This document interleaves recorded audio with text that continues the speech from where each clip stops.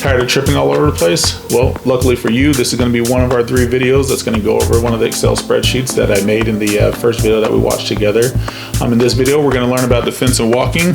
Not really, but what I am going to do is I'm going to take you through how I use Excel in order to make a login sheet that you can use right in Excel. So stay tuned.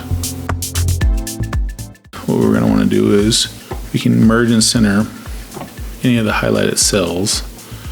And from there we can go ahead and name and title whatever our checklist is going to be for. In this case, it's going to be for participants that did the AutoForeman defensive walking class. So we'll type that in. And then what we will do is we can scale the size however we want it. We're going to set this at 20.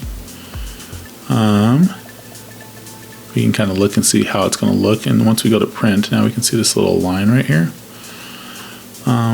This line is going to allow us to see where the actual margins for the actual page break is, so that when we print it off, we know everything's nice and centered. So as you can see, now I've centered off the title. I'm going to adjust our column just a little bit to get the width just right. Then here we're going to go ahead and start merging some more cells. So we'll start by go ahead and choosing our category. So in this case, we're going to write attendees right here. We can go merge that cell, and now we can go ahead and list who's going to be participating in this class. So usually when I do this, I like to have it pre-written out already, but you can also just do an underline, and that'll set everything you need. So what I'm going to do right here, I'm just going to copy the work I do using Control-C, or right click and go to copy. And as you can see, I went ahead and merged those cells exactly how I want them. Now what I'm going to do is I'm going to number my cells. Now I can highlight it from what we learned in the other video. And now we can just go ahead and drag that down, and it's going to complete everything else. And from here, we're going to put our participants. In this case, we're going to have Lord Orochimaru that's going to be participating. Prison Mike's decided to stop by. Hermione Granger is also going to come in and join us. Who else did we have on our roster? Yep, Yugi Moto. He's going to be participating, so we'll go ahead and put him in there. We are also going to have a interesting candidate by the name of Willow Rosenberg.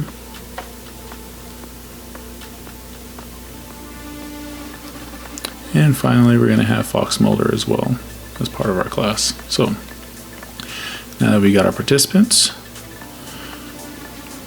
we're going to go ahead and set up our next set of cells. Again, we're just going to keep everything nice and even, so it looks nice and presentable. Merge and center. We're going to copy, Control-C, Control-V, Control-V, Control-V, Control-V, Control-V. Now we went ahead and merged the rest of those cells. I'm going to go ahead and click the underline tool, and I'm going to go ahead and do that on my other cells too. Again, Control-V, Control-V, Control-V, Control-V, Control-V, Control-V. And now by doing the bottom underline from the box, now we can see that we have a place that they're going to be able to sign as needed.